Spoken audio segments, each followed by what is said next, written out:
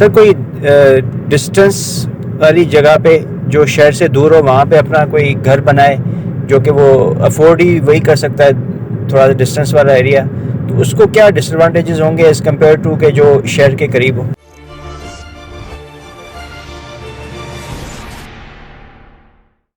बिस्मिल्लाहिर्रहमानिर्रहीम, अस्सलाम वालेकुम रहमतुल्लाहि व बरकातुहू। कल हमारे एक बहुत ही दोस्त मेहमान आए हुए थे यूके से, और वो वहाँ से गपशप हो रही थी वहाँ की रियल एस्टेट के बारे में। तो उन्होंने बताया कि यूके के अंदर जो वहाँ के लोकल्स थे ना, जो कि मतलब असल में लंदन, सेंट्रल लंदन के रहने वाले लोग थे, अब उन्होंने ये किया है कि वो वहाँ से निकल के तो शहर से बाहर चले गए हैं, और शहर में जो अदर लोग आते हैं और मुल्कों से, अरब से या और मुल्कों से, तो वो वहाँ रहते हैं। तो ये लोग जो लोकल्स थे ये शहर से बाहर रहते हैं, और शहर में आपको पता है जो भी इन्वायरमेंट है वहाँ पे आप बच्चों की अपब्रिंगिंग उस तक क्वालिटी की नहीं हो सकती, वहाँ को बहुत तमाशे और वो है। तो वो कोशिश करते हैं कि बच्चों को शहर से बाहर रखें, एक एनवायरनमेंट उनको एक मैसर आए जिसमें वो परवान चढ़े, और उनकी वो, और इससे वो कह रहे थे कि उनकी जो हाउसिंग है वो भी कास्ट इफेक्टिव है। और तो ये मुझे जो मॉडल है वो इसलिए पसंद आया कि शहर से बाहर रहने का फ़ायदा ये है कि जैसे लंदन जैसा शहर है या कराची, लाहौर वगैरह, तो उधर बहुत रश हो गया हुआ है।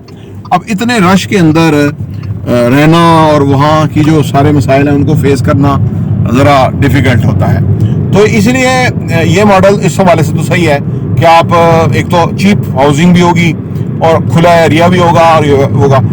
डिसएडवांटेज ये है कि अगर आपने वहाँ से जॉब के लिए आना है और पाकिस्तान जैसे मुल्क में क्योंकि इंफ्रास्ट्रक्चर अगर नहीं है तो फिर आप की ख्वारी हो सकती है, और रोज़ाना आपको बहुत ट्रैवल करना पड़ेगा, और छोटे एरियाज जो फाफलांग एरियाज है वहाँ पे एजुकेशन, हेल्थ, ये वाली फैसिलिटीज़ नहीं है। तो ये दो डिफरेंट चीज़ें हैं। लेकिन जिन लोगों के पास पैसा ही कम है, आप सोचिए, तो वो तो उनका तो बनता ही है शहर से वो बाहर कोई नई सोसाइटियाँ हैं, नए एरियाज हैं, वहाँ घर बना लें, क्योंकि वो शहर में तो बना नहीं सकते, उनका बजट ही नहीं है, और या तो रेंट पे रहते रहेंगे। और अगर वो बाहर निकल के, और उनके पास ये आज़ादी है कि वो बाहर कहीं काम कर सकते हैं या उनका बिजनेस है वहाँ स्टैब्लिश सेट हो सकता है, और उनको बार बार शहर नहीं आना पड़ता है। मतलब जब कोई वैसे आ सकते हैं लेकिन रोज़ाना नहीं आना है, तो फिर उनको सूट करता है कि वो बाहर खुली हुई जगह भी ले लें, उसको अच्छी तरह से कंस्ट्रक्ट कर लें अपनी पसंद के मुताबिक, और वहाँ पे थोड़ा कोर्टयार्ड, गार्डन, इस तरह की चीज़ें वो कर लें। उससे उनका एक बड़ा हेल्दी लाइफस्टाइल हो जाएगा। और अगर बच्चों की एजुकेशन खर्च ना हो उस तरह से, तो वो वहाँ बच्चों को बड़ा करने में बड़ा फ़ायदा रहेगा, क्योंकि आने वाले 20 सालों के बाद वो जगह ही शहर का हिस्सा होगी।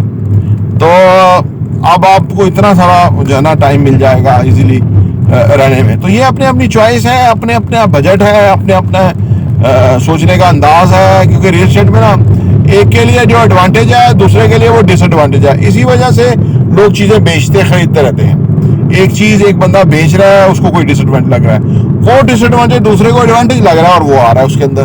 तो ये कारोबार है, मतलब ये लोगों की अपनी अपनी चॉइस है।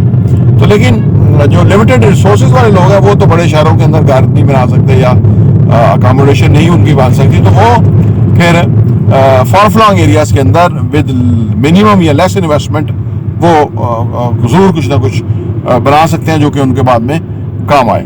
प्रॉपर्टी टीवी देखने का बहुत बहुत शुक्रिया।